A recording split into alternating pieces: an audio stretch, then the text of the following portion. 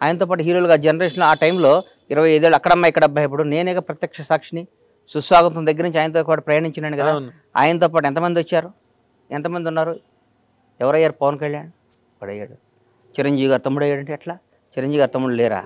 చిరంజీవి గారు చాలామంది లేరా? చిరంజీవి గారు బంధువులు లేరా?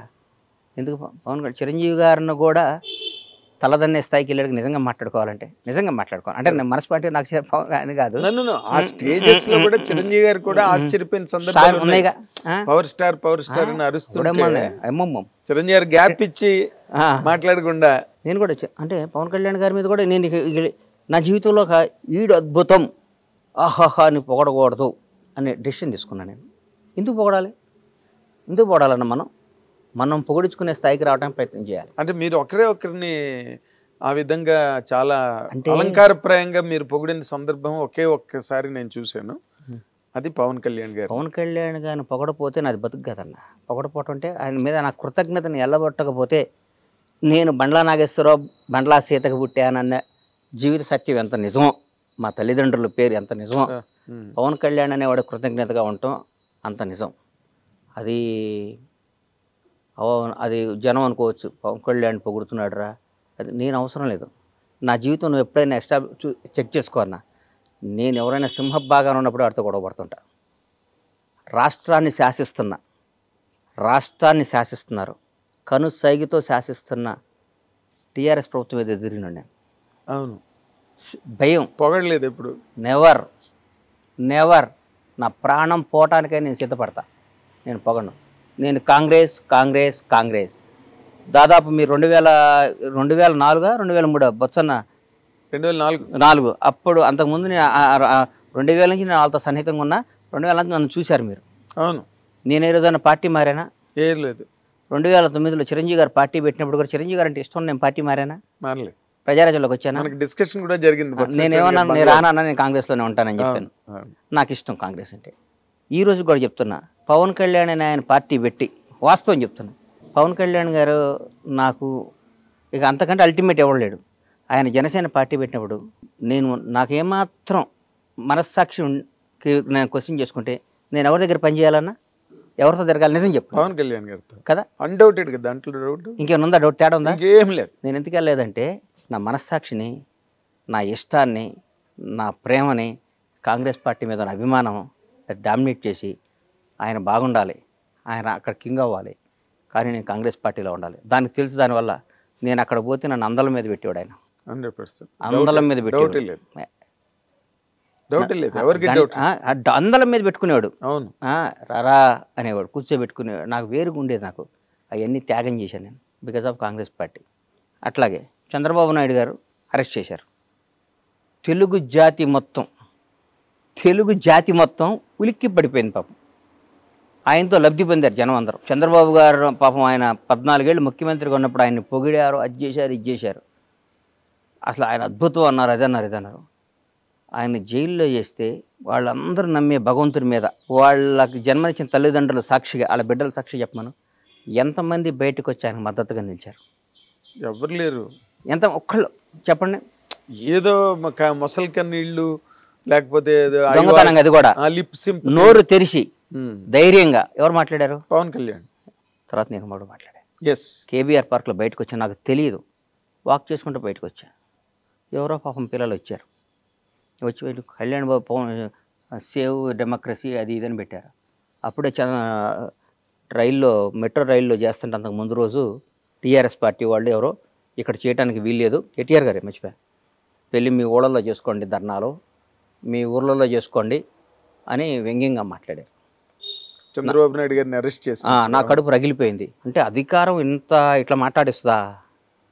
అధికారం, ప్రజాస్వామ్యం, పెద్ద పెద్ద రాజ్యాలే సామ్రాజ్యాలే వెళ్ళిపోయినాయిరా. ఏంది ఇది?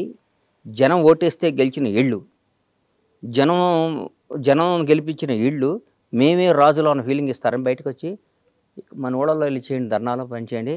బాధ్యత నేను చెప్తున్నా, చంద్రబాబు నాయుడు అని ఆయన మళ్ళీ ముఖ్యమంత్రి అవుతాడు, దేశాన్ని శాసిస్తాడు, రాష్ట్రాన్ని వెళ్తాడని చెప్పా. కేబీఆర్ పార్క్ దగ్గర బయటకు వస్తాడు, చంద్రబాబు నాయుడు బయటకు వస్తాడు, ఈ రాష్ట్రాన్ని వెళ్తాడు, దేశాన్ని శాసిస్తాడని చెప్పాను. నోటితో 2 అయ్యేసరి నీ గుర్తుపెట్టుకొని జరుగుతున్నాయి. అది క్యారెక్టర్. తర్వాత నేను చంద్రబాబు గారిని కలవాల.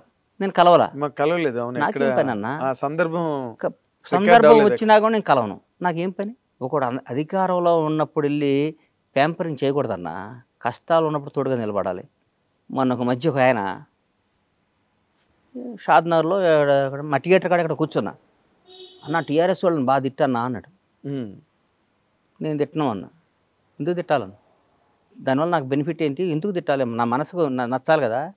ఒకటి గుర్తుపెట్టుకోరా సీను, మనిషి కష్టాల్లో ఉన్నప్పుడు, డిప్లో ఉన్నప్పుడు వాడిని పొడవకూడదు.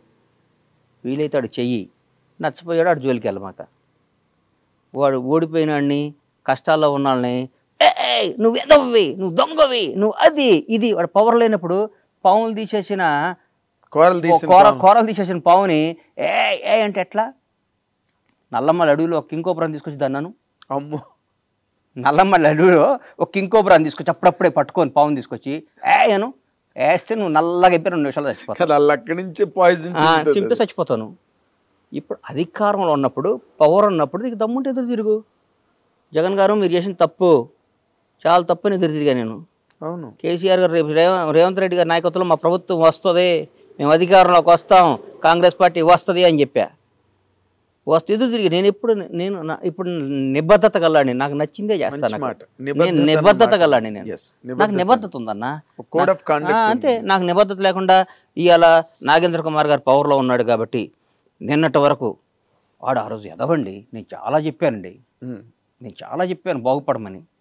ఏకచక్రాధిపత్యంతో చేశాడండి, ఒక సైకోలా ప్రవర్తించాడండి, ఒక అదే అండి ఇదే. మరి నిన్నటిదాకా ఏమైంది? అది నిన్నటిదాకా ఆయనతోనే తిరిగే కదా నువ్వు, నిన్నటిదాకా ఆయన్నే పొగిడేవు కదా, నిన్నటిదాకా ఆయన అన్నా నువ్వు తిరుగులేని శక్తివర్ణ అన్నావు కదా.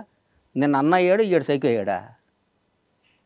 ఏనా నిన్న కేసీఆర్ అనేవాడు దేవుడు అయ్యాడు, కేటీఆర్ అద్భుతం, రామన్న అయ్యాడు, సారో అయ్యాడు, ఇవాళ విలన్స్ అయ్యారా?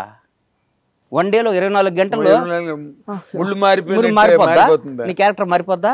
ఇదంతా దేనికోసం? నీ బతుకు కోసం, నీ డబ్బు కోసం, నీ జీవిత అస్తిత్వం కోసం. ఎన్ని రోజులు బతుతావు అన్నా నువ్వు?